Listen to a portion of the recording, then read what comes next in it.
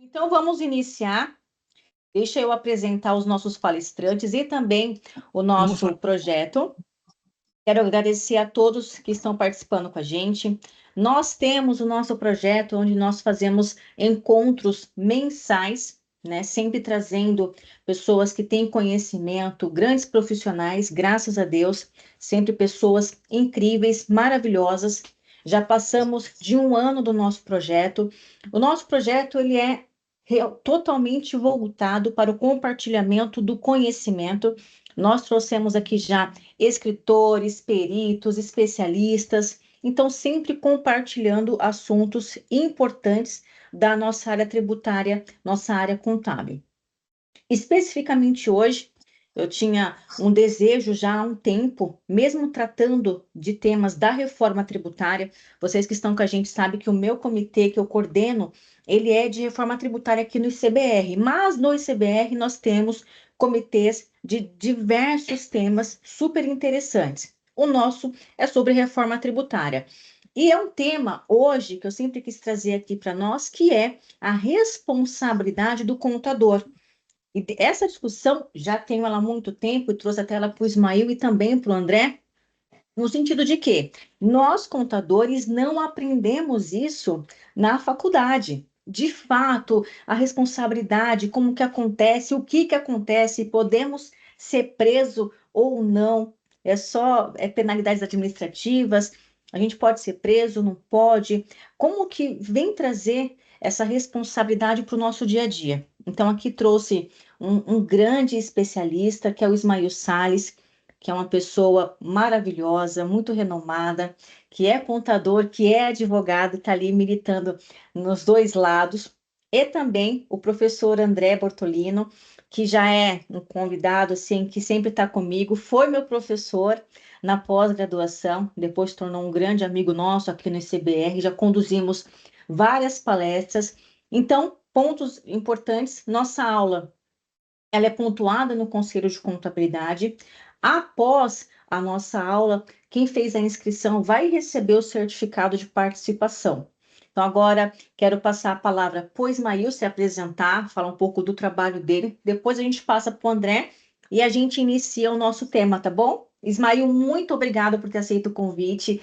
Um tema super relevante. Não poderia ser alguém melhor que você para conduzir. Obrigado, Camila, pelas palavras gentis, né? E pela oportunidade de estar falando para um público tão qualificado quanto o ICBR. Assim, né? Falando, me apresentando aqui levemente para dar uma ideia para todos, assim, do background que eu trago, da experiência. Comecei a trabalhar muito cedo, né? Num escritório de advocacia, me apaixonei pelo direito, me formei e, assim, lido com questões de natureza tributária há 25 anos, das mais diversas cores e situações e riquezas, especificidades e tudo. E no exercício dessa questão, né, de trabalhar, de dar consultoria, de advogar, de fazer defesas e tudo, no curso eu senti ali, por volta principalmente da lei 11.638, eu senti a necessidade de aprender a falar a linguagem dos negócios, né? Aprender a falar contabilidade. A contabilidade, ela é a linguagem, ela é uma coisa super importante. E aí, veja bem, para ser justo com todos, eu fui estudar contabilidade e sou formado, mas não me atrevo a dizer que sou contador. Por quê? Porque é uma arte sofisticadíssima e é algo que, na minha maneira de ver, exige uma dedicação, uma devoção, uma entrega que um advogado, de fato, habilitante como eu, não poderia ter. Então, assim, eu tenho o entendimento, eu fui estudar, eu sou um pesquisador, eu amo, eu presto consultoria para amigos, eu tenho grandes parcerias na área de contabilidade. E, enfim, a ideia aqui hoje é dividir um pouco com vocês todos, um pouco dessa angústia, né? Um pouco do que é o trabalho de um usuário qualificado da informação e como entender, claro, o contexto do contador nesse ambiente, porque a gente vê e não raro a gente fica aí premido, preocupado com angústias, com situações, com demandas, com mudanças tecnológicas, enfim. Existe um aparato enorme de trabalhos que demandam do contador, e a minha ideia é de oferecer, com esse viés de advogado, tributarista, que de fato trabalha, que advoga, que faz sustentação oral, que vai a tribunal, passar um pouco de clareza em que espaço estamos atuando. Então vai ser um prazer e obrigado, Camila, aí pela gentileza das palavras. Obrigada, Ismael, muito obrigada. Eu acho que é o que eu falo, a pessoa que é contadora e é advogada é aquela pessoa que ela não é enganada, né? Ela não vai nunca ser enganada na vida dela, porque, né, tá ali dos dois lados. Ismael, muito obrigada. André, por favor, mestre, cadê você? Tudo bem? Tudo bem? Boa noite a todos, ao ICBR, né, todos os associados, Ismael, Camila, parceria já, podemos falar de longa data, né? Obrigado pelo convite, acho que é um tema aí tênue, né? A gente talvez não consiga dar uma resposta 100%, né, Ismael? Quando a gente fala em contabilidade e direito, direito e contabilidade, né? Então, para que contextualize aí um pouco da experiência, um pouquinho diferente do Ismael, eu, na verdade, fiz contabilidade, trabalhava com algo que não tinha nada a ver e por alguns trabalhos na área jurídica fui fazer direito também, né? E aí acabei passando por escritório de advocacia, cheguei a advogar, cheguei a ir para auditoria, não trabalhei em escritórios contábeis, né, como pessoa jurídica propriamente, mas tive uma experiência dentro da auditoria e da consultoria também, sempre voltada à parte tributária. E agora mais recente, aí acho que desde 18, estou na área já desde 2001, né, com as duas faculdades, e mais recentemente atuo como perito, né, mais ou menos de 30 varas judiciais. É aquela coisa que a gente acaba falando, né, sempre a gente pega ali um pilar em contabilidade, eu, na verdade, sempre trabalhei com tributário, mas hoje acabo também atuando com a área civil, que me dá uma visão aí também interessante em alguns momentos, né? Então, a ideia aqui é contribuir, né, trocar algumas ideias, passar alguns pontos, né, que dentro aí dessa jornada que eu tive, me deparei até com, né, em muitos momentos com preocupações em relação à minha pessoa, né, a minha pessoa física. Eu já trabalhei com excelentes profissionais, só que acho que para já até iniciar um pouco esse assunto, a questão da responsabilidade, ela é muito diferente se eu perguntar para todos que estão aqui dentro, né? Ela é muito tênue, né, quando eu falo em responsabilidade do que eu estou elaborando. Então, eu já, por mais diversos trabalhos, né, eu confesso que muitas vezes eu fiquei sem dormir, tá? Muitas vezes eu fiquei sem dormir e eu acho que, assim, é essa responsabilidade que a gente precisa ter, né? E para que isso, né, se diminua, né, a gente trabalhar esse risco, esse medo, né? É como o esportista, né? O esportista tem medo, só que ele aprende a trabalhar esse medo. E a ideia aqui é que com algumas ferramentas a gente consiga talvez diminuir esse risco, né? Então, obrigado pela oportunidade e vamos em frente.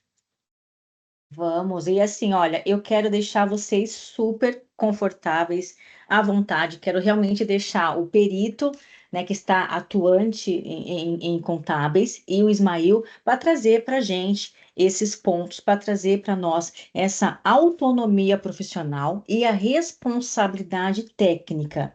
Então, gostaria, né, diante dessa profissão do contador especificamente, que é acompanhado por responsabilidades tão altas, tanto de responder para o empresário, quanto de gerar esta informação também para o governo, como que nós podemos nos resguardar. Nós vimos na semana passada a prisão de dois grandes empresários, né?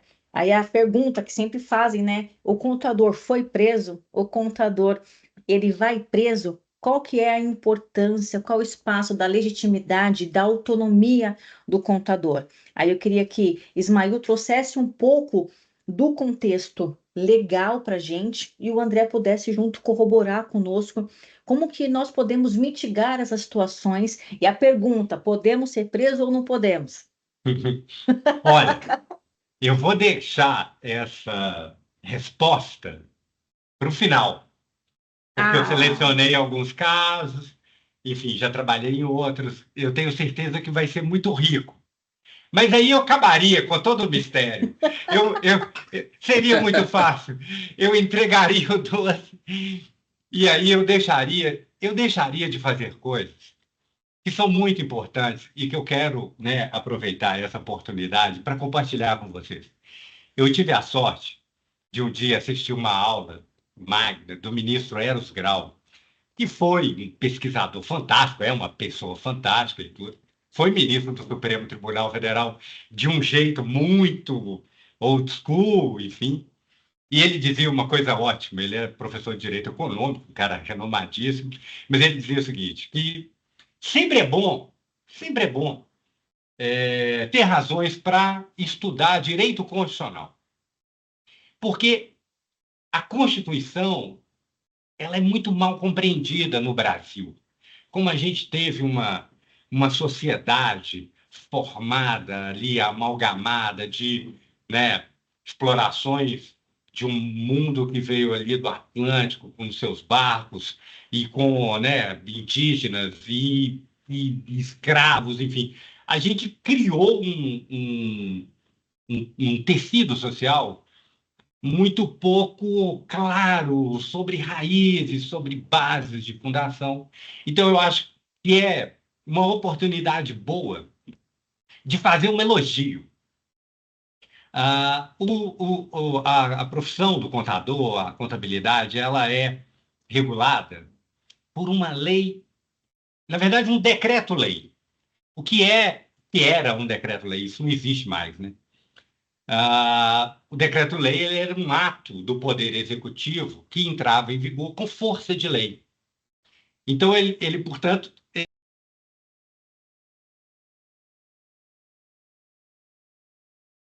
Ismael tá no mudo? Ficou no mudo.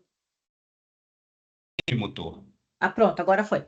Perdão, eu estava mutado todo o tempo Não, não, porque só não agora. percebi. Ah, Só então agora. ótimo, porque alguém deve ter mutado sem querer. Enfim, então, para dizer para vocês, é um decreto-lei e quando entrou em vigor a Constituição de 88, esse decreto-lei foi recepcionado com força de lei. Então, é uma lei ordinária, né? De 1946, e que tem uma disposição belíssima. Ela diz o seguinte, que é competência do Conselho Federal de Contabilidade regular os princípios contábeis, o exame de suficiência, prover o que estamos fazendo aqui, que é a educação continuada, e, naturalmente, produzir normas técnicas, normas de aplicação da atividade do contador. Então, veja, antes de dizer os nãos, antes de dizer das responsabilidades, antes de dizer dos efeitos colaterais do exercício da profissão, é importante entender quais são os fins. Qual é a legitimidade? Qual é o espaço de liberdade em que o contador atua e que ele é soberano perante todos os usuários da informação, né? E esse espaço é um espaço técnico.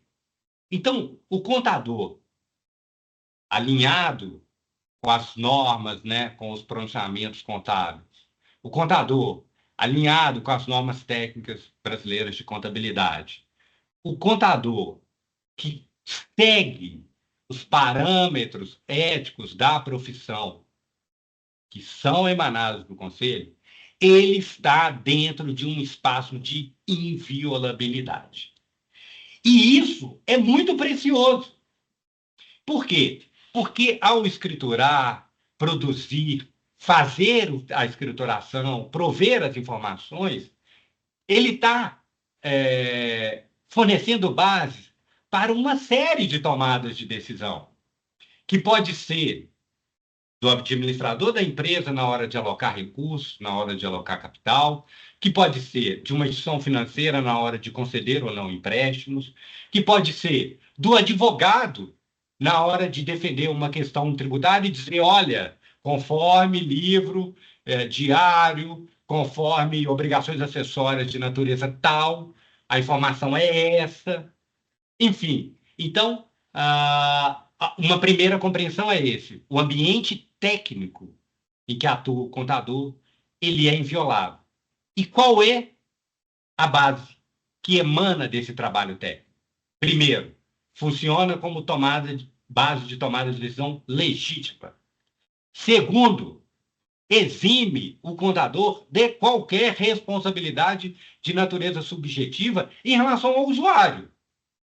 Se o contador faz um trabalho técnico, examina e, por exemplo, trata uma informação como uma combinação de negócios, o fisco não vai poder dizer amanhã ou depois que isso está errado, porque o certo deveria ser reconhecimento de, sei lá, um ativo imobilizado. Por quê?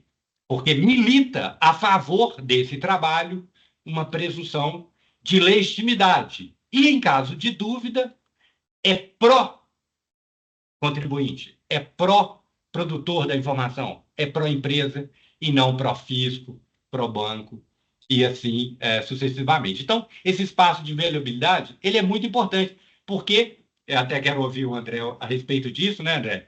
Ele repercute na hora que isso vai ver uma perícia, na hora que isso vai ser submetido a um processo judicial em que vai precisar de um outro perito para dizer tal e qual essa informação e o que ela, né, ela representa de acerto ou de desacerto. Então, ela é muito importante em várias faces, e aí eu vou passar para o André para as considerações dele, numa perspectiva muito privilegiada, a de quem auxilia um juiz para dizer o que é certo e o que é errado. Né? Não, acho que esse é um caminho interessante, como o Ismael expôs, né? Primeiramente, uma profissão regulamentada, né? Então, que a gente acaba, quando a gente fala de profissionais regulamentados, né? Advogados, médicos, arquitetos, engenheiros, e a gente, em muitos momentos, se viu, né, certas responsabilidades de outros profissionais, né? Como engenheiro, né? O prédio chegou a cair, né? E quando a gente leva para a gente isso, é a responsabilidade, de certa forma, ali financeira, né? Tanto em relação aos administradores, né, ao próprio aí, clientes da empresa, bancos, fisco, né, que a gente acaba reportando essas informações ao fisco. E acho que assim, o que eu vejo hoje, né, é muito uma questão, né, quando a gente leva para os, né, no contexto contábil, a gente tem ali, vamos colocar dois pilares, né, as pessoas jurídicas, escritórios de contabilidade, e o profissional, pessoa física, que às vezes está ali dentro de uma empresa, né? CLT, né? Acho que a maior parte dos casos contadores são CLT, alguns prestam, né, serviço propriamente emitindo nota, e a grande questão é a pressão que esses profissionais sofrem, né, para que essa informação, né, seja remetida, muitas vezes por um viés que o próprio contador, né, ele não concorda, né? Então, se a gente fizer, né, um parênteses aqui, diante da normatização, né, CPCs, né, resoluções do CFC, em relação, né, ao que a gente tem como importância, não há dúvida. Agora, uma outra situação que eu vejo é a questão do dia a dia, né?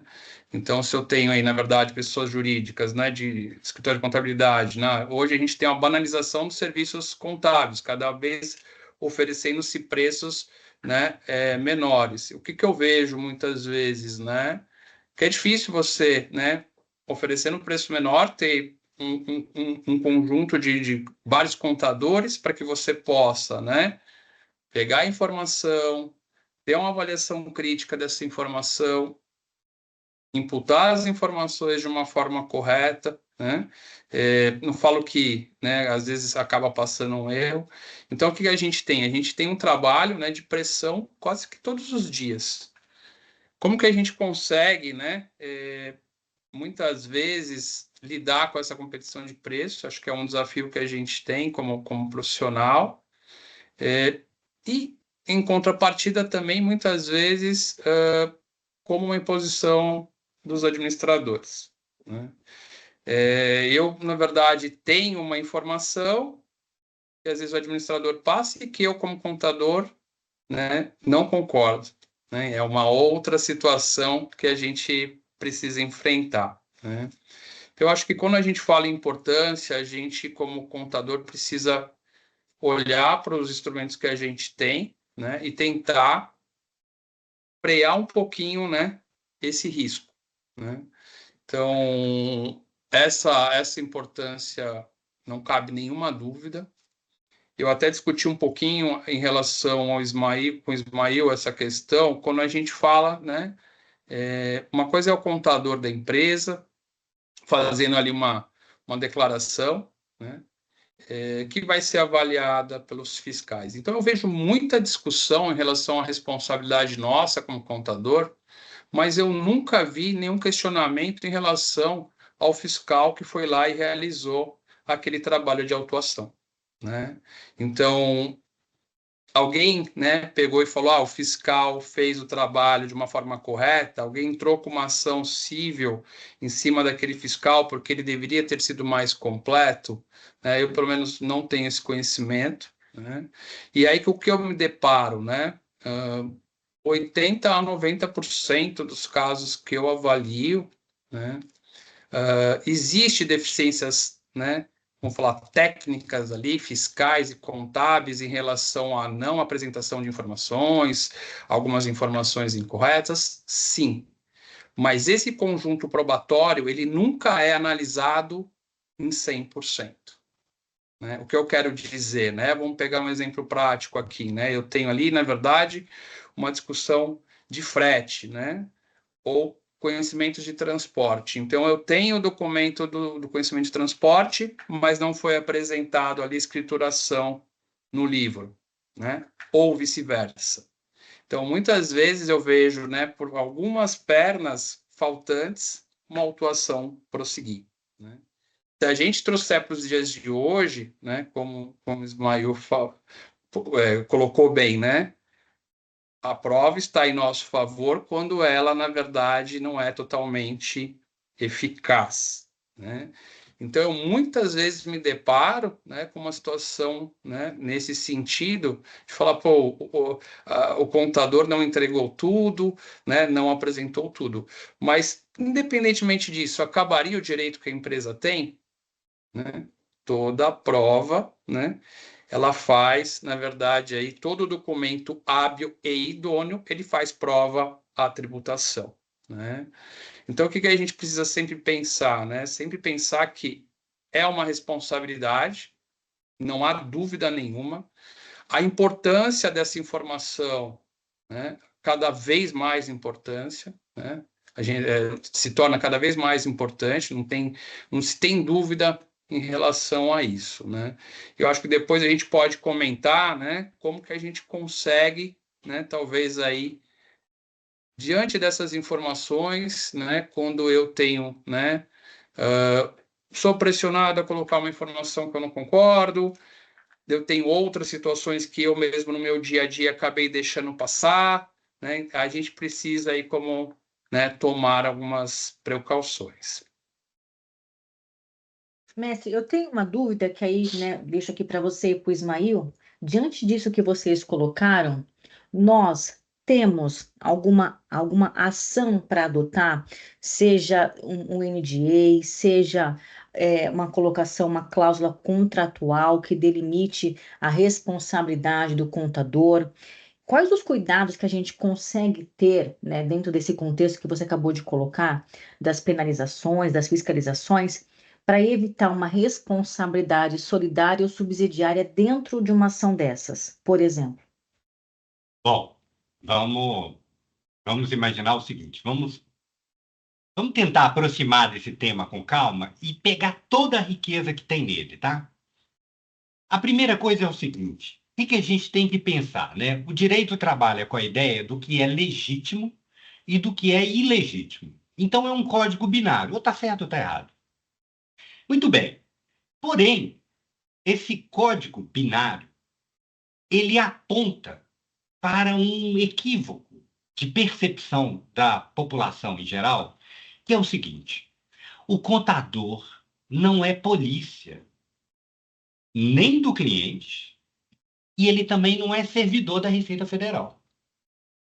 Ele é um cara, um profissional vinculado ao Conselho Federal de Contabilidade. Muito bem. O que eu espero de um bom contador? Além, obviamente, da consultoria, da reunião em que um planejamento tributário é discutido, além das questões de auxílio, né, sobre custos, que é um mundo, sobre, sei lá, enfim, uma série de coisas. O que eu espero? Eu espero uma boa escrituração. Bom, qual é o pressuposto dessa boa escrituração? É de que as informações e os documentos sejam repassados e entregues em condições oportunas e de confiabilidade. Que é preciso confiar, né? Então, se eu vejo lá do meu cliente uma nota fiscal de comprou, sei lá, uma carreta de arroz, num contexto de que ele é um distribuidor, eu não vou imaginar se a carreta tem a metade ou tem o dobro. Ele tem que confiar naquilo. Porque às vezes a gente esquece. Mas a produção das informações contábeis é responsabilidade do administrador e não do contador. Ele presta um serviço técnico, mas de quem é essa responsabilidade?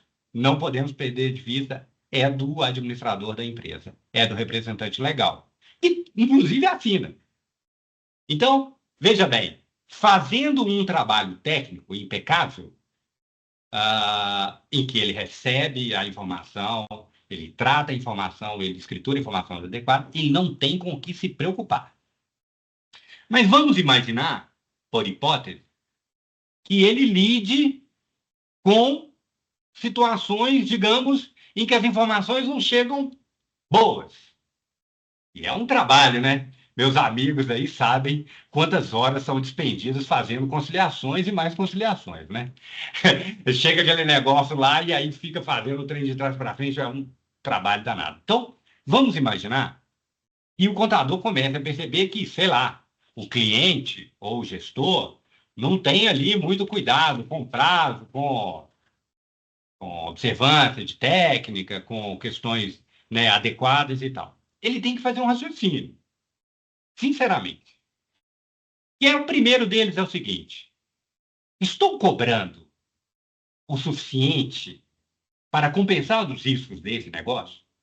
Porque quanto mais eu sou exposto a riscos, e esses riscos, eles são invisíveis, mas eles são perceptíveis, né? Se eu tenho que sofrer para receber documento, vou gastar mais horas, tenho que cobrar melhor. Se eu estou com uma empresa, um cliente que eventualmente não dá tanta importância àquele negócio, cara, será que eu vou ter que evangelizar? Será que eu vou ter que acabar ali um tempo, dedicar, treinar, colocar uma pessoa auxiliar da tecnologia, enfim. Mas o risco, ele é mitigado a priori. Porque a posteriori, ou seja, depois de uma autuação, etc., é muito, muito difícil o desprazer, o tempo, o sofrimento com o processo, a defesa que vai ser produzida. Então, assim, o que eu posso me resguardar? Colocar no meu contrato que a confiabilidade dos documentos, da informação que me é repassada, é responsabilidade de quem me entrega. Eu tenho o pressuposto de que me foi entregue e eu dou fé. Obviamente, eu não posso cruzar os braços e não ter um juízo crítico sobre aquilo, né? É importante É muito importante pensar nisso. A gente tem algum nível de discernimento. Profissionais, principalmente os mais experimentados, eles têm algum nível de compromisso. E às vezes é importante dizer não para o cliente. É difícil, tá? Eu sei que é difícil. Todos temos filhos para criar, temos um pão para defender. E não temos que nos preocupar nem em servir à Receita Federal e ao fisco em geral, porque não trabalhamos para eles, apesar deles usarem as informações que produzimos, e também não tenho subordinação técnica com meu cliente, porque eu, contador, sigo princípios, normas e o que é edificado pelo conselho. E fazendo isso, delimitando essa responsabilidade claramente, que é do administrador, me passa as informações confiáveis, eu posso trabalhar tranquilo. Se na operacionalização desse trabalho eu estou vendo que eu vou ter problema, tenho que refletir se não cobro mais caro e, eventualmente, se não abro mão do cliente, dado que nem todo preço paga a injeção, a dor de cabeça que pode advir.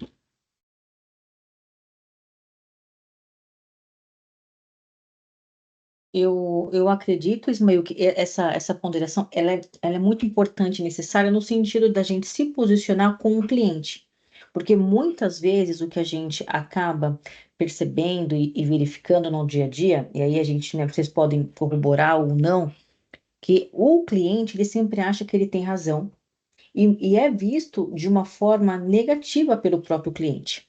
E muitas vezes a gente observa que nem sempre o contador ele está a par do que está acontecendo. Então, existem crimes contra a ordem tributária que são cometidos, que podem ser feitos sem o contador ter a ciência. O que vocês acham disso? É possível fazer, né, responder, o contador responder por um crime tributário que foi cometido pela empresa? É possível não ter conhecimento, uma vez, conforme você falou, que nós temos que trabalhar com diligência. Então, por mais que a gente atribua dentro de um contrato a responsabilidade dessa documentação, e a gente sabe que existe muitas leads, André Bortolini está aqui para, né, confirmar isso para a gente dentro da perícia tributária, o que a gente mais tem é contencioso. Dentro desse contexto, como que a gente consegue trazer isso do contador? Tá, entendi, mas se a empresa cometeu um crime, eu teria como saber? Foi uma falta de perícia no trabalho, diligência? Vou comentar só para a gente, acho que até também fazendo um link que o Ismael colocou, né? Eu acho que como a gente poderia se precaver, eu acho que até como um passinho um pouquinho antes que o Ismael colocou, a gente tem ali, né, o contrato que deve ser realizado, né, entre cliente, né, e contador, né, a própria pessoa jurídica. Muitas vezes eu me deparei com situações, né, de estar em reunião e a gente, né, eu propor ali fazer uma ata, né, do que estava sendo decidido para uma determinada situação que poderia haver risco e o que eu senti ali, né, em alguns momentos. Se eu fizer uma ata e depois disparar para que as pessoas que estavam ali, né, venham a assinar essa ata ou venham ter ciência, putz, isso vai gerar um conflito, né? Então a gente tem um segundo momento. O que o Ismael falou, a carta de responsabilidade dos administradores, né? Acredito que seja isso que ele, né, esse link que ele está dando. Então a gente teria, né, que solicitar essa carta para os administradores. Eu já ouvi vários contadores falando, puta, quando eu solicito é sempre um problema, ela nunca chega ou, né, sempre demora. Mas a própria resolução, né, do CFC fala, caso você não receba e tenha dificuldade, que você precisa cientificar, né, o CFC. Então, quando a gente vai pegando esses critérios de documentos, né, o contrato vai afastar totalmente a sua responsabilidade? Talvez não, mas ele pode diminuir. Uma ata realizada, ele pode também te ajudar. Eu posso ter os e-mails, né? Então, eu fui, né, por favor, faça, né, a gente não vai emitir nota para 100% do meu faturamento. Putz, mas aí eu não trabalho dessa forma. Ah, mas aí eu vou precisar rever o nosso contrato. Então, muitas vezes eu posso, né, através de e-mails, nessas trocas, né, criar certas situações de precaução do contador, né? Eu informei, né, e veio uma negativa, né? A gente vai até entrar numa questão um pouco tênue, né, que por mais que tenha negativa, você deveria fazer a contabilidade ou você deveria declinar o cliente, né? Então, é o contexto, né, de pressão do próprio cliente, preço, né? Eu não quero exigir a carta de responsabilidade, que fica um pouco complicado no dia a dia, né? Me vejo na posição, né, do outro lado, né? Porque eu preciso manter esse cliente. Se eu ficar pressionando, eu não vou conseguir. Mas acho que cada contador vai ter que tomar essa decisão. Cada dono de escritório de contabilidade vai ter que tomar essa decisão, né? E assim, até a própria figura de um auditor, né? No momento que o auditor, eu como auditor, em alguns momentos eu não estava na parte contábil, sempre na parte tributária, mas quando a gente ia, na verdade, para uma reunião que a gente ia ressalvar o parecer, né? Aí aparecia todo mundo, aí aparecia o administrador, o diretor, né? Aparecia o vice-presidente da área, né? Por quê? Porque ia ressalvar o parecer, né? E ali era o enfrentamento para você falar, eu vou ressalvar porque não há essa documentação, porque essa informação não está batendo, porque essa informação não está de acordo com a legislação, né? E aí vinha, né, o contraponto deles. Então, sempre é uma situação, não é só nós aqui, né, contador, né, pessoa física ou pessoa jurídica, que a gente estaria com essa exposição. Então, eu entendo, né, que um contrato bem formalizado, né, que você vai buscar as informações que estão entregues para mim como contador, tem que ser informações fidedignas, de que os controles internos são eficazes, né, que eu posso, na verdade, aí, né, confiar que está dentro aí de toda a normativa fiscal, né, atual, né, as notas são emitidas de uma forma, né, eficaz. Fazer um e-mail, né, guardar esse e-mail, fazer uma ata, adotar a carta de responsabilidade dos administradores, eu acredito assim, não sei, se a gente fizer aqui dentro do escritório de contabilidade, eu acredito que a gente vai ter um percentual bem pequeno do recebimento dessas cartas, tá? Pode ser que eu estou errado, o pessoal pode até dividir. E a gente tem uma outra questão ainda, né, que se eu sou responsável técnico, eu tenho, na verdade, uma obrigação de, anualmente, né, fazer uma notificação ao COAF quando eu tenho riscos, né? Eu vou pegar só uma parte ali do que estaria mais vinculado a gente, a lavagem de dinheiro, né? Quando eu falo, né, num planejamento tributário, eu teria esse risco? Não propriamente direto, tá? Não sei se o Ismael concorda comigo, acho que diretamente não. Mas quando eu falo em lavagem de dinheiro, pode ter todo e qualquer viés, né? Então, a gente tem certas situações que a gente tem a nossa responsabilidade. E aí a gente tem que ser ao menos organizado, né? Ao menos organizado, né? Contrato, e-mail, ata, carta dos administradores. Com esse contexto todo, né, dentro do que o Ismael falou, eu fiz, né, de uma forma correta. Pode haver, né, uma ação colocando o contador, né, por um determinado momento dentro ali daquela demanda? Pode. Né? O fisco, às vezes, né, numa situação, a própria procuradoria pode. Né? E aí você precisa, pelo menos, né, ter toda essa documentação para que você possa, ao menos, se defender. Né? A gente tem aqui uma questão, né, de quando eu, na verdade, tenho essa responsabilidade, né, das profissionais, os profissionais regulamentados, se eu estaria falando ali dentro do direito civil de imprudência, né, negligência, imprudência ou imperícia, né? Então, eu fui imperito em fazer uma declaração errada, uma informação errada, né? Muito tênue essa classificação, né? E quando eu vou para o direito tributário, né? Boa parte das multas aqui que eu recebo, quando eu estou olhando, né? A multa de 150%, né? Fraude, dolo ou simulação, né? É uma multa também que é aplicada à empresa e que pode até por uma colaboração, né, de um contador, né, que acabou gerando, né, aquela multa ao final, né? A gente tem muito por trás disso para ser avaliado, mas a gente precisa tomar um certo cuidado, tá? Camila, posso fazer uma acréscimo? Pequenininho? Claro, claro, na verdade. Vamos embora. Porque assim, né?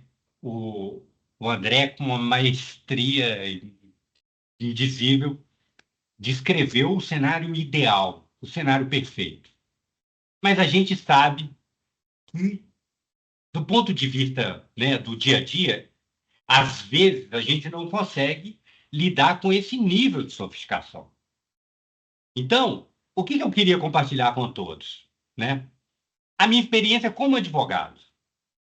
Porque eu, como advogado, é claro que eu tenho um certo conhecimento de teoria geral do direito, eu tenho um conhecimento de como juízes, em geral, julgam processos, eu tenho conhecimento, assim, de coisas que tocam num princípio jurídico que a gente chama de princípio da razoabilidade. Porque, às vezes, se esse nível de rotina for necessário, talvez o contador vai precisar gastar muito tempo com isso e talvez tenha pouca condição de alocar, de prestar um bom serviço, de atender bom cliente. Então, vamos imaginar a seguinte premissa. Poxa, eu não sou adversário do meu cliente, nem sou inimigo do meu cliente. Eu gosto do meu cliente, eu conheço o meu cliente. Esse cliente me foi indicado por uma pessoa que é da minha confiança. Ele tem um nível ali de informação, ok, de uma empresa brasileira como outra qualquer. É claro que em lugares mais sofisticados, eu imagino que no Itaú, eu imagino que no BTG, eu imagino que talvez lá na Ambev, mas aí já não dá para saber tanto assim. Quer dizer, se a gente for para essas grandes corporações, na Nestlé, na Unilever, você vai ter um nível de trabalho, de equipe e tal, que é primeiro mundo. Não estou falando para esses. Estou falando para o contador que trabalha para a empresa do Simples, estou falando para o auxiliar de um escritório de contabilidade que trabalha lá dentro, fazendo o departamento fiscal. Eu estou falando de pessoas que trabalham, às vezes, no departamento contábil de escritório. Eu quero falar com o homem médio, com essas pessoas que são gente como a gente e que tem ali uma lida difícil, porque às vezes tem que entregar obrigação acessória, tem que fazer um monte de coisa, a rotina é pesada. Então eu não posso ter, digamos, esse nível todo de preparo. Que uma pessoa que atua nesse ambiente deve fazer?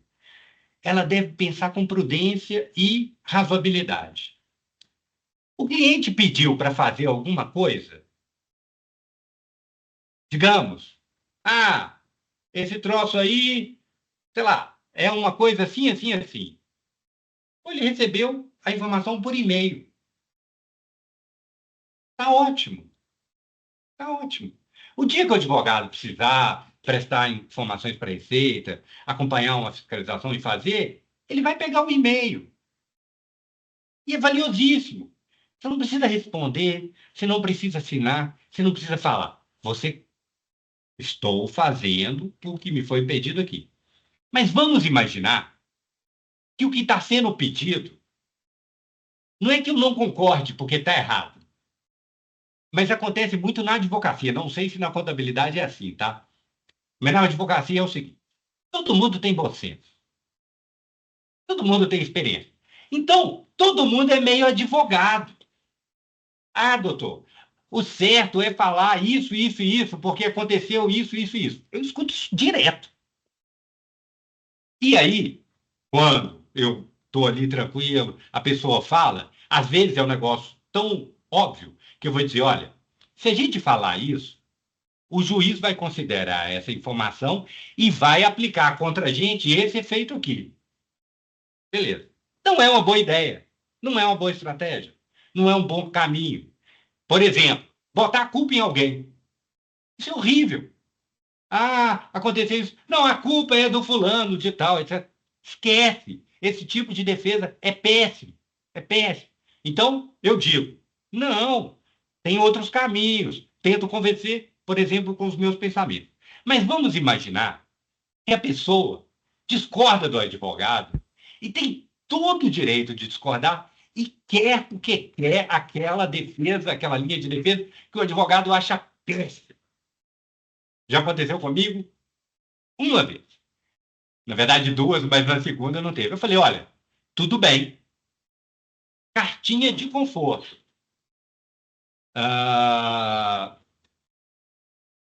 É o seguinte, em reunião foi orientado isso, isso e isso. Acreditamos que não é uma boa ideia. O cliente está ciente e está dando ao advogado um atestado de carta de conforto. Assinou? Guarda no cofre. Não é para usar, não é para exibir, não é para nada. É para dormir tranquilo. Deixa lá quietinho no cofre, não vai precisar nunca usar isso. Só que isso vai gerar no cliente a consciência de que se ele quer aquilo realmente. Entende? Numa segunda vez, uma vez me pediram um negócio por escrito que eu não queria dar. Porque eu, como advogado, quando penso estrategicamente, estou dando planejamento, o que é na minha cabeça? É preciso fazer as coisas. Vou fazer uma alteração contratual. Toma, está aqui o documento. Eu não quero escrever, vamos fazer uma alteração contratual, dizendo isso, isso e isso. Por quê? Porque as palavras escritas e documentadas, elas estabilizam a linguagem. E depois, qualquer pessoa maledicente pode pensar um pedacinho disso, tirar do contexto e usar para o mal. Então, tem coisas que eu não gosto de escrever. Não é porque eu não escrevo o que falo. Sou um advogado conhecido por ser coerente, tanto verbalmente quanto na escrita. Mas me pediu por escrito, cara, eu vou fazer direito, né? Eu vou pegar, vou escrever e tal. Beleza. Das gestoras me pediu por escrito, a outra não. Eu escrevi, toma, tá aqui. Não, não quero isso. É sim, porque a outra pessoa pediu, vai por e-mail. Não quis nem saber. E-mail das duas, meu parecer. E no parecer, obviamente, estava lá a lei. Beleza. Foi lindo. É como eu disse, não usou para nada. O troço que eu fiz foi perfeito. Era um troço de querer fazer uma regularização de declaração do Banco Central. Eu falei, gente, esquece isso. Já tem mais de 30 anos. Foi seu pai que fez. Para que você vai mexer nisso? Esquece. E deu tudo certo. Beleza. Para fechar o raciocínio, apareceu uma segunda vez, na mesma empresa, no mesmo cliente. Ah, não sei o que, tá. Aí eu perguntei, quer por escrito? Não, pelo amor de Deus, não quero nada por escrito. Enfim, é uma coisa de ensinar. Mas saiba que é isso. Faça o razoável, saiba responder o que chegou. No limite, é polêmico. Você acha que a pessoa está tomando uma má decisão? Carta de conforto, ponto, guardou, está tudo tranquilo, está tudo resolvido. Até porque, para fechar, os usuários, a Procuradoria da Fazenda, a Receita Federal, o fiscal, sei lá, a CVM, quem pode usar, ele está interessado no contador não como um réu, ele quer o contador como um testemunho, como um produtor de prova. Ele vai querer ouvir, ele está mais interessado em ouvir do que punir. Acontece casos, obviamente, de punição, mas aí eu vou tratar depois na hora que a gente for falar da responsabilidade propriamente dita. Perfeito, perfeita colocação. E esse ponto, Ismael, e eu vou falar, eu do outro lado, que muitas vezes eu marco reunião com os advogados antes de contratar o oligopínio, justamente para ter ali um suporte. E é exatamente da forma que você falou. Muitas vezes ele vai ali, explica tal, mas quando a gente pede por escrito, realmente toma-se um cuidado maior com a colocação. E esta ação não é algo comum aos contadores. André está aqui, não me deixa mentir. Na nossa atuação como contador, a gente não tem esse posicionamento mais enérgico.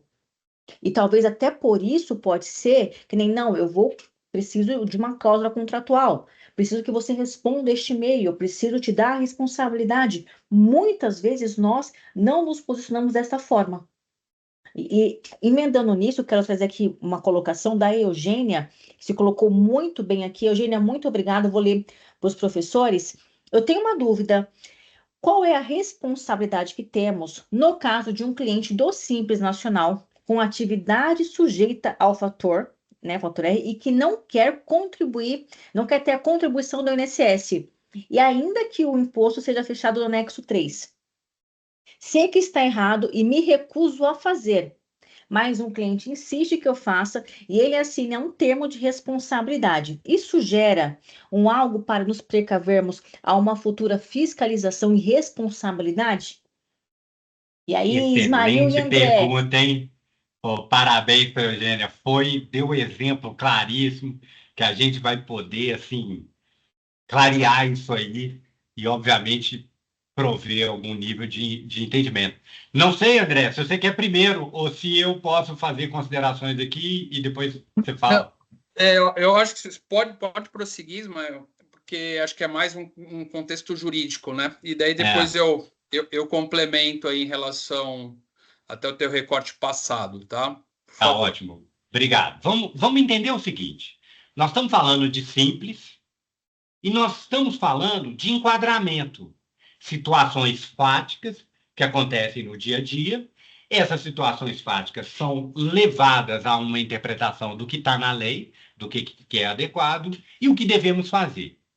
E o contador, nesse caso, claramente, diverte do cliente em função de que o que o cliente ele deseja uma posição mais favorecida do ponto de vista da carga tributária e o contador quer entender qual é a posição dele diante disso.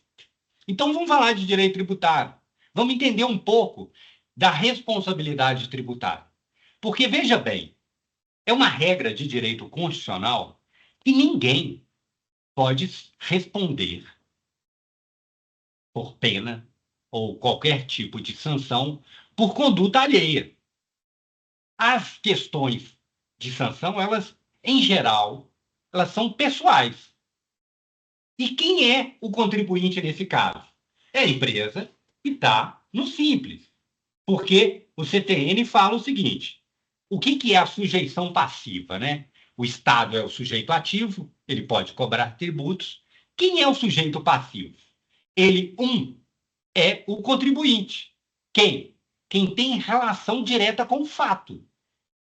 Quem auferiu a receita, quem prestou o serviço, quem, né, eventualmente teve esse trabalho. Então, a responsabilidade da empresa é ilimitada, porque ela vai responder, em caso de infração, por tudo aquilo que eventualmente disser respeito à atividade do negócio dela, porque é ela que tem a relação direta com a situação, né, o fato gerador, a hipótese de acidente, ou tem mil teorias aí que não me interessam tanto, porque são só, né, sofisticações terminológicas de uma coisa que, para mim, no CTN está claríssimo, no 113 lá. Mas, enfim. Então, a responsabilidade é da empresa. Enquadrou errado, pagou tributo errado, qual é a consequência? Se fiscalizado, lançamento, constituição do crédito tributário, notificação, direito de defesa, julgamento em esfera administrativa, se eventualmente o fisco tiver razão, execução na esfera civil, depois perante o Poder Judiciário, com 1001 possibilidades de discussões, defesa e até. Não preocupa isso, mas essa é a linha do tempo. A responsabilidade é da empresa. Muito bem. Só que existem situações no mundo que eventualmente pode deixar esse cenário claro para uma coisa mais cinzenta, mais híbrida, mais difícil de qualificar. Porque o CTN diz que o sujeito passivo é o contribuinte, mas ele diz também que pode ser o responsável. Quem tiver duas situações. Primeiro, o que eles chamam de interesse comum e, 2, determinação legal. O que é interesse comum? Eu tenho um exemplo para dar só de uma coisa que eu vi muito palpável e que me parece algo que possa ser aplicado como interesse comum. Vamos imaginar que alguém muito especializado, muito bom e tal, ou não. Vamos tirar fora o bom exemplo e vamos tratar um pouquinho aqui de um mau exemplo. Que pode acontecer, né? Então vamos imaginar o seguinte: eu sou um profissional da área de contabilidade que tenho bom networking, tenho apetite para risco, não estou muito preocupado com as coisas e chego abordando pessoas dizendo o seguinte: olha, eu faço revisões aqui na sua declaração de imposto de renda, eu tenho um relacionamento lá dentro da Receita Federal que facilita meus trâmites e eu quero te prestar esse ótimo serviço e vou te cobrar um honorário apenas de 20% por êxito do que eu fizer. Muito bem. E assim faz. Ora, reduziu eventualmente um tributo, suprimiu eventualmente um tributo, cobrou honorários de êxito em função dessa redução ou dessa eliminação e fez um contrato.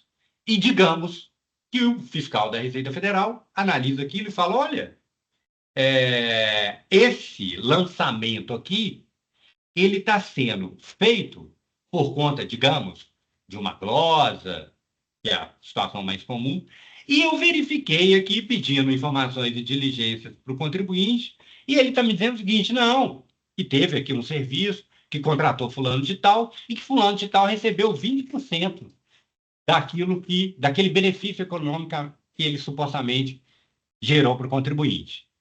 Nesse caso, eu já vi a Receita Federal incluir no polo passivo essa pessoa como responsável tributário. Por quê?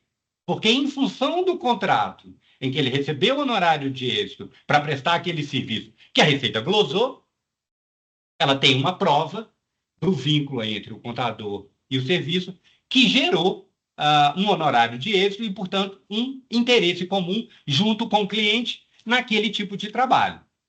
O que eu queria dizer para todos em relação a isso?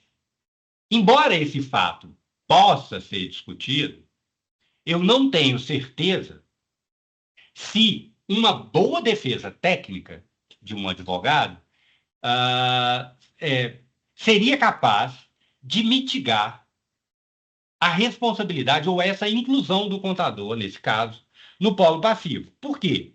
Primeiro, como eu disse, a responsabilidade é da empresa, porque é ela que presta informações, é ela que apura tributos, enfim, a responsabilidade é dela, porque ela é o contribuinte. E o que acontece? Na Constituição Federal, nós temos o artigo 146, que diz o seguinte: que é preciso uma lei complementar que disponha sobre obrigação, crédito, prescrição, enfim, e outras matérias. Então, existe um núcleo duro dentro da Constituição Federal que exige tratamento por lei complementar. E essa lei complementar, ela teria que dispor sobre isso. Eu não sei se, dada a ausência de lei complementar que trate disso especificamente, e eu acho que nunca vai ter, porque senão você poderia correr o risco de tornar a responsabilidade do contador objetiva para certos casos, e isso não é uma coisa adequada, não é nem possível em direito tributário, muito menos em direito penal. Não existe essa lei complementar. Então, fica na interpretação do caso concreto sobre o interesse comum, que é o que o CTN dá. Se tiver interesse comum, eu entendo que pode acontecer. Se não tiver, fiz meu trabalho, mas o sujeito fez de um outro jeito e achou que podia, a responsabilidade é do administrador e é da empresa, não é do contador, ele não teria nada com isso. É mais ou menos como eu vejo. A Eugênia complementa aqui, que ela fala que essa questão de interesse comum teve um caso recente na região dela de falsas consultorias que aplicavam indevidamente a redução de carga tributária, se favorecendo dos honorários. A gente teve um caso assim, né, André, de perícia. Teve um caso nesse sentido, onde foi vendido de fato uma consultoria que não era verdade. Então, a gente também tem essa situação, né? Eu acho que assim, né, até aproveitando para fazer nesse momento aqui também alguns recortes, né, o Ismael foi muito Preciso. bem na colocação, quando ele faz um recorte anterior, né, quando a gente inicia e fala, a gente precisa ter todos esses, né, esses documentos de prova em nosso favor. E uma outra coisa é você levar para o seu dia a dia, né, que a gente sabe aqui que como, né, nessa questão, você precisa enquadrar nesta alíquota, mas eu não concordo, né, nós não vamos realizar. E aí vem a pressão do cliente, né, para que isso seja realizado, né? É difícil, né? Fica bem difícil para a gente. Em alguns momentos nós vamos ter que fazer o quê? Perder esse cliente.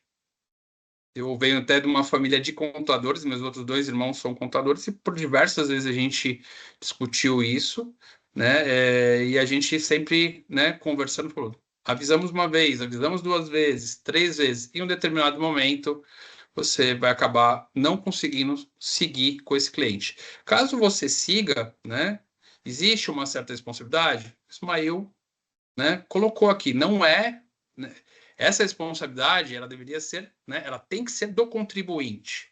As experiências que eu tenho, pelo menos de execuções fiscais, né, que eu tenho aqui de insuficiência de recolhimento, obrigação acessória, eu nunca, né, na minha atuação, nunca peguei uma inclusão de contador. Perdão, peguei um caso, uma empresa até bem conhecida na parte de refrigerantes, mas havia o quê? Fraude, né, realizada pelo próprio contador, né?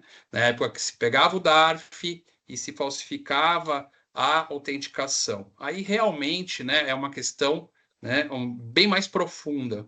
Mas quando a gente fala, né, na normalidade, eu não tenho visto esta questão, né, desta inclusão. Poderia haver, pega uma procuradoria, talvez de um município distante, né?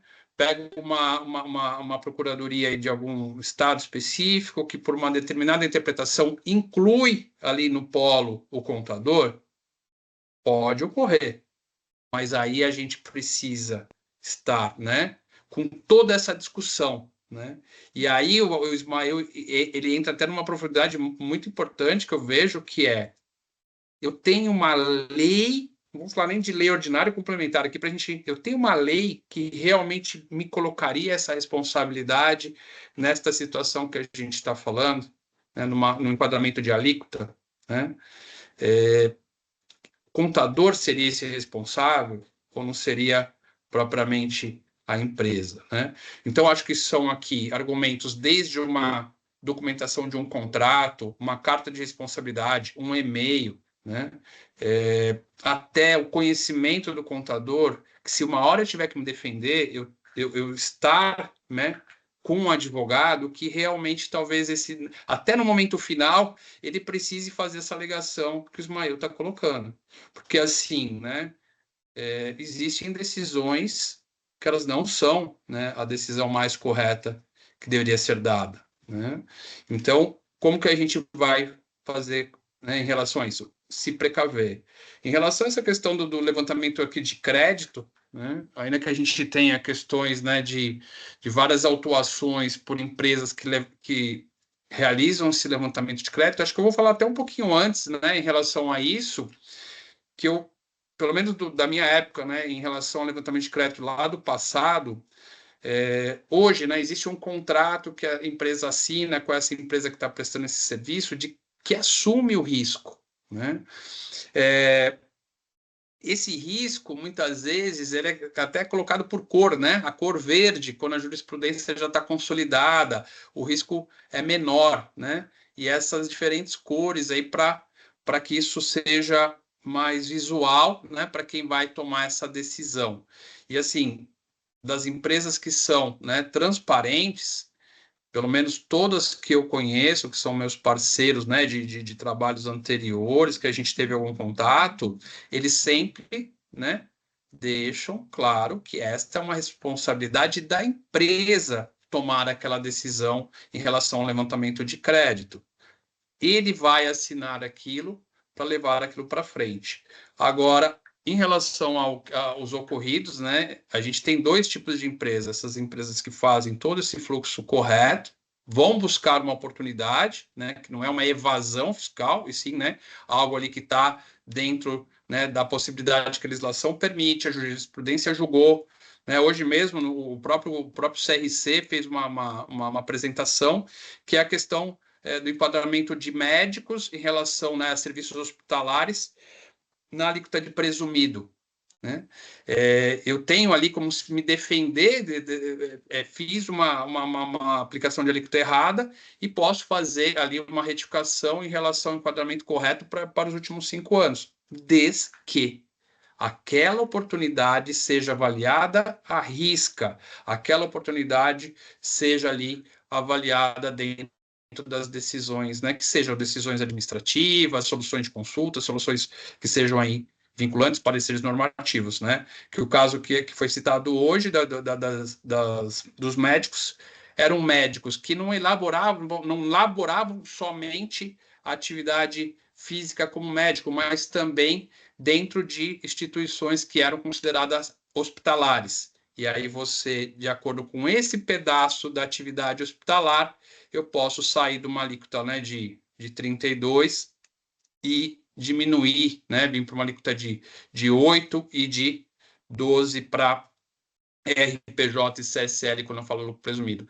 Então, assim, existem inúmeras empresas que prestam esse serviço de uma forma refinada, muito experiente. Agora a gente tem, né, também outras empresas. Então, o que a gente precisa fazer? Se você está lá na empresa e vai contratar, é esse cuidado que vocês vão precisar ter. Tá?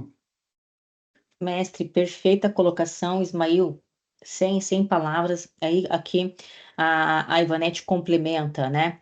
Que trabalhar com essa responsabilidade, como vai trabalhar com essa responsabilidade, se o cliente se enquadra, infelizmente, pode perder e depois não tem arrependimento. E a Patrícia complementou: está cheio de consultoria que vendem para os fiscos municipais, olha, direto para o fisco, teorias para aumentar a arrecadação sobre a receita do contribuinte. Patrícia, essa aqui eu não conhecia, viu? A Ivanete coloca que trabalhar sempre com o preventivo de riscos, incluindo parecer, carta do sócio sobre a responsabilidade de cada risco levantado e a recuperação de crédito fiscal. É sempre uma situação que muitos prometem e poucos cumprem. Aí a Patrícia, né? Principalmente em relação à instituição de obrigações acessórias, tipo a declaração de informações financeiras. Ali diz uma coisa e a parametrização é completamente diferente. As equipes de TI das instituições se quebram tentando cumprir a legislação. Então, isso é muito complexo e a gente vê que vai muito além. Até a Eugênia colocou da questão da equiparação hospitalar, que também é super preocupante. Então, isso mostra para a gente que o fisco está querendo aumentar sua arrecadação, recebendo teorias que não existem. O contribuinte também quer uma situação que também não existe. E nós ficamos no meio desse impasse. Então, a gente precisa, de fato, procurar metodologias, formas, ferramentas de nos proteger. E conduzindo aqui a gente para a finalização, eu quero pedir para o André e para o Ismael fazer as suas considerações no sentido, nós vamos ser presos, não vamos ser presos? Como que nós podemos nos proteger de ser presos, né? E também depois eu passo a palavra para o André, para o André Pires também fazer a condução de encerramento e também convido o pessoal para a nossa próxima aula. Vamos lá, deixa eu pegar aqui para fechar uns casinhos assim que são meus, que estão ali, né, no dia a dia e que clareiam bem e que, né, me permite, eu lido contributário, mas eventualmente a gente pode até pensar no penal se vou ser preso ou se não vou ser preso. Então, né, vamos imaginar o seguinte: estamos dentro de um ambiente de razoabilidade, tá? A coisa foi feita com técnica, tem documento suporte, E existe uma divergência de interpretação. A Receita olhou aquilo e deu um outro tratamento jurídico, ou, eventualmente, mudou as questões temporais. Ah, em vez de ser o tributo devido nesse período aqui, não, ele já era todo devido lá atrás, enfim. Então, vamos imaginar que a gente está diante desse tipo de caso. Nesse tipo de caso, é preciso entender o seguinte: o contador, tal como advogado, ele não pode cometer crime de hermenêutica. O que é isso? Eu não posso ser punido por interpretar a lei de uma maneira que a Receita Federal ou qualquer autoridade tributária julgue correta, porque eles também erram. Eles estão também submetidos, seja dentro do processo administrativo, seja no âmbito do Poder Judiciário, eles são submetidos a casos em que eles dizem que tem o tributo e a Justiça decide que não tem, porque o tributo, quem diz que é devido, não é uma opinião da autoridade administrativa. Quem diz que o tributo é devido é a lei, é a situação fática adequada à lei. Então, vou dar, por exemplo, um caso. Um cliente meu foi acusado de subfaturamento, por quê? Porque o fiscal pegou índices técnicos e metodológicos, aplicou esses índices diante de uma simulação de backtest lá na operação dele. Ó, se você tivesse andado, sei lá, você andou 3.000 quilômetros de tal. Então, significa que para 3.000 quilômetros você teria que usar tanto de pneu, tanto de combustível, tanto de não sei o quê. Simulou um cenário e falou: olha, você omitiu a receita, porque se você tivesse suportado gastos dessa natureza, a sua receita não cobre. Logo, você subfaturou, porque ele presumiu isso. Foi um caso muito legal, teve perícia, fui fazer sustentação oral, e o desembargador vogal que votou logo depois, era o doutor Hernando Fidelis. Para quem é da área do direito, depois dá um Google aí, era um processualista, um sujeito, juiz com J maiúsculo, duro, tosco, mas muito bom.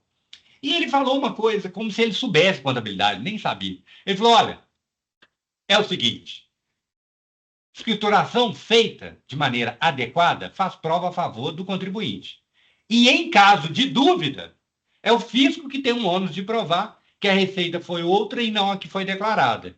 E deu ganho de causa. Então, esse é um exemplo sutil, simples, de que uma boa escrituração gerou um benefício a revelar que quem acusou de subfaturamento estava errado. Então, esse é um tipo de caso. Mas vamos pegar outros casos mais problemáticos. Vamos pegar o seguinte: um caso de. Deixa eu escolher aqui, só para fechar, para não ter dúvida. Vamos pegar de um cliente. Um cliente ajuizou uma ação contra um escritório de contabilidade alegando negligência, dizendo que as compensações que ele tinha feito foram glosadas por um trabalho ruim feito pelo contador. Processou o contador. Muito bem. O contador é meu amigo, fui eu que fiz a defesa. E a facilidade com o direito tributário me ajudou a dizer o seguinte: olha, aqui não tem negligência. Por quê? As declarações e as compensações foram feitas conforme a documentação e as informações que o cliente prestou. E aí, André, olha que legal. O juiz nomeou um perito da confiança dele e o perito pediu para o cliente as informações. E aí ele não conseguiu responder os quesitos sobre a compensação. Por quê? Porque a documentação era falha. E aí o juiz da sentença não teve dúvida. Não há que se falar em negligência, porque o próprio cliente não tinha as informações que ele diz que são necessárias para que houvesse a compensação. E aí deu ganho de causa para o escritório de contabilidade e julgou improcedente o pedido, porque o cliente queria ser indenizado pelas compensações que foram indevidas. Então, esse é um outro caso. Vou dar um outro caso aqui muito interessante, que eu também cheguei a atuar. Lançamentos de ICMS feitos pelos estados.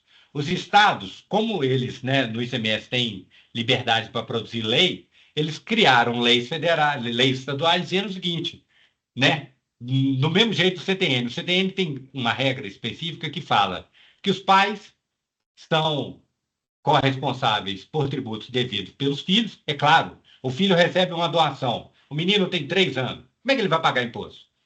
É o pai que tem que cuidar disso. Os tutores e curadores, né, pelos tutelados e curatelados, os tabeliães por atos que são feitos a registro dele, enfim, algumas outras coisas. E aí os estados criaram leis dizendo o contador é responsável por pagar ICMS caso o contribuinte seja autuado. Aí, em Minas Gerais, oscilou. Tinha um desembargador que dizia que podia incluir o contador e tinha um desembargador que dizia que não podia incluir porque não tinha, como eu disse lá antes, a questão da lei complementar. Muito bem. Uma hora isso bateu lá no Supremo e o Supremo Tribunal Federal, num julgamento técnico bom, disse na ADI o seguinte: não, né, vocês, Estado, não podem incluir contadores nisso. Por quê? Porque essa matéria é exclusiva do Congresso Nacional, exige lei complementar e vocês não têm, portanto, competência para legislar sobre isso.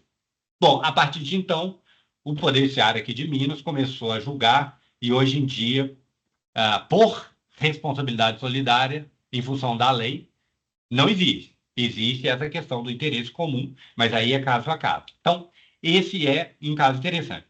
O Supremo decidiu, por força de lei dos estados, não pode haver. Muito bem. Por último, um penal para fechar, Camila. A pergunta que você me fez lá no início, que é o seguinte: podemos, contadores, ser responsabilizados criminalmente? Depende de uma coisa muito sutil, muito simples. Se eu, contador, estou trabalhando e exercendo a minha profissão de maneira correta, o direito penal trata isso como exercício regular da profissão. Então, por isso eu não posso. Porém, se o contador é o agente do crime, para quem quiser tomar nota, já aconteceu. Agravo regimental no recurso especial 1.552.955 de Pernambuco. Lá era um caso, do jeito que está no acordo, em que o contador falsificava, prestava informações incorretas e tal, sem nenhum tipo de ordem, nada, fazia da cabeça dele. Ele sofreu processo criminal e o STJ não o absolveu, dizendo: olha, a sua ação é criminosa. Suprimir e reduzir o tributo é crime. E você fez isso. Por quê? Porque você prestou declarações falsas, incorretas. E aí foi uma responsabilização do contador e não solidária do administrador com o contador. Então, veja, no penal, a responsabilidade é direta. Por quê? Porque só existe crime contra a ordem tributária se informações forem falseadas, né? A documentação, ela é um instrumento. Porém, é preciso entender que aquelas informações são de responsabilidade do administrador, exceto quando o administrador não tem nada com aquilo e foi o contador que fez a seu bel talante. Então, pode acontecer, aconteceu nesse caso. Então, não sei se respondi claramente, mas entenda, é sempre sobre a conduta. Se o que a pessoa está fazendo é ela está assumindo o risco e ela quer produzir o resultado, não importa a função dela, o direito criminal vai atuar. Por outro lado, no início da palestra, como eu disse, se a pessoa, o contador, está atuando em um espaço de inviolabilidade, prestando um serviço técnico, fazendo o trabalho dele, ele não pode ser punido por nada que diga respeito a outrem, seja a empresa na responsabilidade tributária, seja o administrador, no caso de responsabilidade criminal. É como penso. Olha, essa questão ela é muito complexa e vai de cada situação. E aí entra aquilo que a gente sempre coloca, que temos que trabalhar. Eu sempre falo para os meus alunos, né, que temos que trabalhar com perícia, com gerência e fazendo o que é certo. Por quê? Já fazendo o que é certo já está difícil. Imagine querendo fazer o errado com o dinheiro dos outros. Né? Fica aqui a observação. Inclusive, aqui teve um pessoal que ponderou sobre emissão de decore. Acho extremamente delicado. Na verdade, acho perigoso emissão de decore. Aí, né, gostaria, né, para a gente finalizar, que já passamos do nosso horário, que o André e o Ismael também colocassem as suas ponderações e para mim poder fazer os agradecimentos. André, por favor, meu querido, pode falar. Eu acho que sim, falando até um pouquinho dos exemplos do Ismael, né, bem interessante, porque primeiro exemplo, eu, na verdade, tenho uma autuação do fisco, mas a própria empresa entra contra o contador, né, por uma responsabilidade dele. Então, a gente tem duas situações, a gente até explorou mais aqui a questão da responsabilidade tributária, mas aqui a gente tem o quê? A própria empresa indo até o contador e falando, ó, você foi aqui, não foi feito corretamente essa declaração de compensação, né? E aí você tem que chegar até a perícia para que isso, na verdade, exista aí uma decisão em favor do contador. Qual é essa decisão em favor? É a documentação, né? Então, se a gente tiver alguma documentação, é que aqui ainda, né, ele foi beneficiado pela própria ineficiência da documentação entregue. Então, isso acabou o ajudando. E quando a gente fala aqui, né, trazendo um pouco a questão da penalidade, propriamente o exemplo que eu já tinha visto, né? O próprio contador, como agente, né, foi e fez ali uma nova autenticação, né? Uma autenticação que realmente essa autenticação nunca ia ser reconhecida pelo fisco. A gente tem todo ali um conjunto probatório para que isso, né, seja realmente colocado ali na pessoa do contador, mas eu não tenho dúvida que isso pode existir, né? Logicamente, a gente não está falando aqui, né, no contexto dos associados, mas eu acho que esses exemplos, né, a gente, muitas vezes quando vou fazer um caso, eu paro para pensar, e quando eu vou escrever alguma coisa, se eu não estou pendendo para um lado ou para o outro, né? Essa é a preocupação que a gente tem que ter no dia a dia. Se eu, na verdade, não pegar um documento agora, quando que isso vai chegar para mim? Quanto tempo demora, né, para o fisco ir atrás da empresa numa compensação e a empresa entrar contra mim numa ação civil? Pode demorar, né? Se a gente contar um período prescricional 5 anos, né? Então ele tem 5 anos para dar um despacho decisório que ele não concorda com aquela compensação. Depois, né, a própria empresa falou, ó, aqui foi um erro do contador, eu vou lá e vou entrar com uma ação civil. Então isso pode ficar na sua cabeça aí por, né, entre 5 a 10 anos, pelo menos. Não sei se eu estou errado, tá, Ismael? Mas eu acho que pode aí te dar bastante trabalho, caso você não tenha essa precaução, né? A questão do decore, se a minha memória, não sei se está muito boa, mas eu acho que a própria Receita fez um trabalho de identificação de vários, né, contadores que emitiam esses decores, de uma forma aí superfaturada, e na época chamou esses contadores, notificou esses contadores. Eu não tenho, pelo menos, notícia atualmente, né, até porque me lembro que ocorreu isso e depois, opa, estamos aqui, estamos de olho, né, nesse documento, e a gente não vai mais realizar. Não tenho dúvida nenhuma nesse caso que o agente é o contador aí, tá? Não tenho dúvida nenhuma. Tá conivente, né? Uma questão de conivência.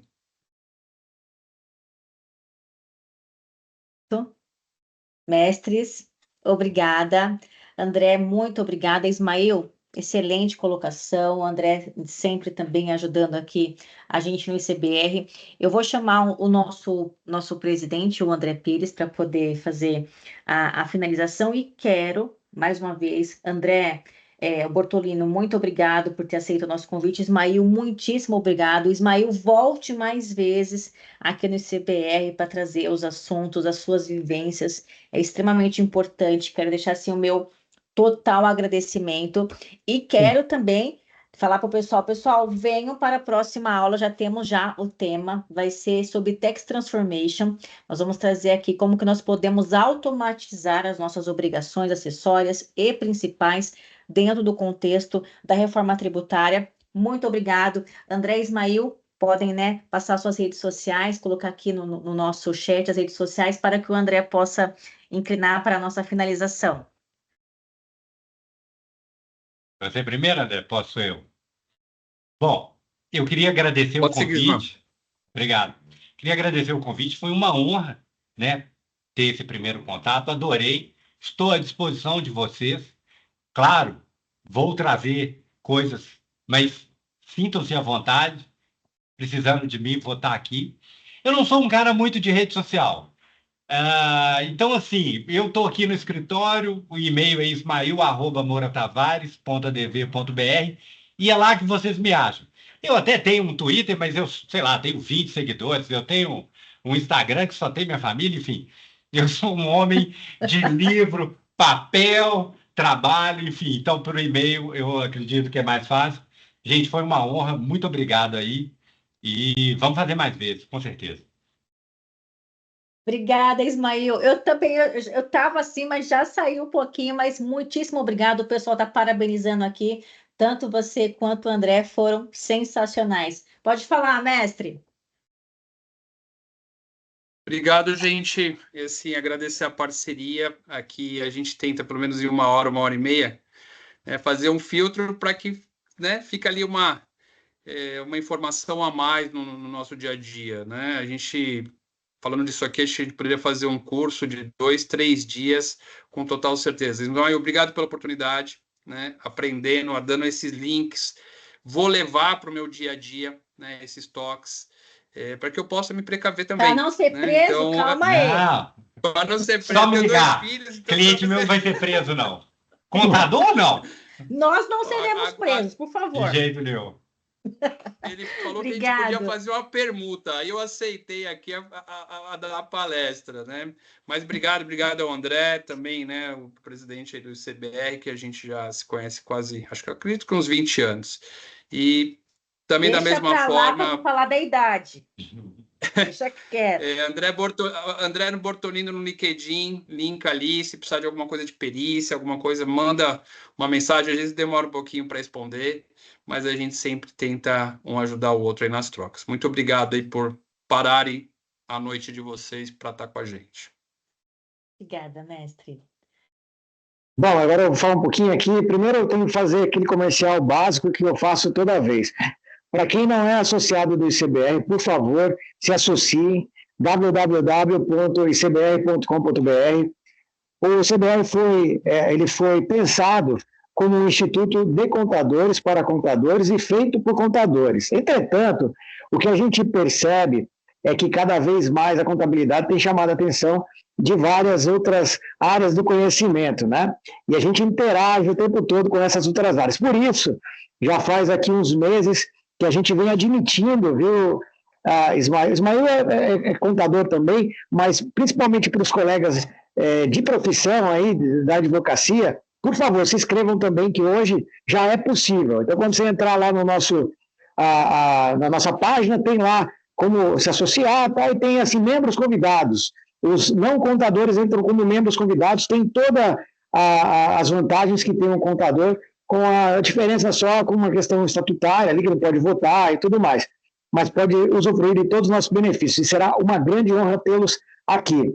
Eu queria dizer que é o seguinte, sobre o tema ainda, rapidamente, que mesmo fazendo tudo muito certinho, a gente sempre, como contadores, inclusive, conservadores do jeito que somos, ficamos com esse pé atrás, né? Pô, com esse medo de quanto tempo isso vai me perseguir, né? Então, eu lembro que a cada fechamento contábil, principalmente quando eu era contador ali, responsável por assinar demonstrações contábeis, ou como auditor que assinava pareceres, quando passava um ano, eu comemorava, foi -1, né? -1, cada vez era -1 ano que eu respondia por aquele trabalho. Então, ter uma palestra como essa é sempre esclarecedora, mostra ali para a gente que não é um bicho de 7 cabeças assim. Por outro lado, é uma palestra que sempre faz a gente pensar, como dizia o chefe meu, né? Esse é um assunto, por exemplo, que não tem uma resposta simples. Na verdade, talvez não tenha nenhuma resposta. Vai muito da casuística, né? Então, para dizer que é o seguinte, isso aqui acaba abrindo a nossa cabeça para pensar em soluções, principalmente em proteções para nosso dia a dia, para as nossas empresas de contabilidade e tudo mais, mas também coloca aqui a Moro Tavares aí disponível para caso alguém tenha algum problema, por favor, Ismael está aí, que pode dar esse suporte, né? Então, e eu falo isso principalmente porque a gente tem que agradecer o trabalho, principalmente da Paulette ali, que está aparecendo no vídeo também, que foi quem ali fez os primeiros contatos. Então, Paulette, obrigado por ter trazido o escritório para cá. Vocês já são nossos grandes parceiros e nesse comitê, principalmente de assuntos tributários, vocês vão ver falar muito ainda do Moro Tavares, tá? Em diversos momentos aí. Então, muitíssimo obrigado. Esse vai ser o primeiro de grandes projetos que a gente vai fazer junto aí, tá, Ismael? Obrigado mesmo. E obrigado, André Bertolini, que, como ele falou, há 20 anos aí, foi colega de mestrado, colega de empresa lá na época da auditoria, e aí continua agora sendo um parceirão também aqui no ICBR. Bom, acho que era isso que eu tinha para falar.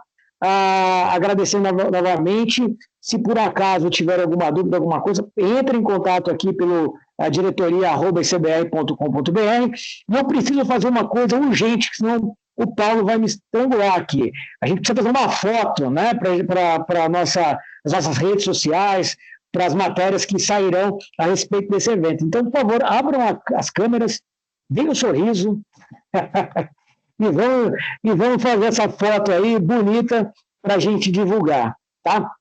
E sempre, para vocês saberem também, quem por acaso procurarem vocês a respeito desse material aqui, né, que não pôde participar do evento por um acaso, ele também vai estar disponível lá nas nossas redes, no canal do YouTube, tá? ICBR, então é muito simples de nos achar lá. O canal está cada vez crescendo mais, com muitos acessos. E é isso, né, Paulo? Se tiver mais algum recado, por favor. Eu tenho mais um aqui. Por favor, então, Camila. Pessoal, mês que vem, Tax Transformation, espero todo mundo lá de novo para a gente fazer nossos estudos da reforma tributária e para não ficar, Ismael não se sentir sozinho. Ismael, coisa de contador antigo, todos os fechamentos que eu fiz na vida estão aqui, HD externo, né? Só para você não se sentir sozinho nas coisas mais antigas. Aqui, ó. A só não vai falar onde ela guarda esse HD externo, porque aí as 7 chaves, ninguém pode saber, senão... Né? Pelo amor de Deus, está guardando melhor aqui, cliente ó. que se pode ter. Vai que alguém chama para ser preso, né? Tenho provas aqui. Nossa fotinho. Pessoal, vamos abrir as câmeras, tá todo mundo aí. Os contadores são sempre no low profile.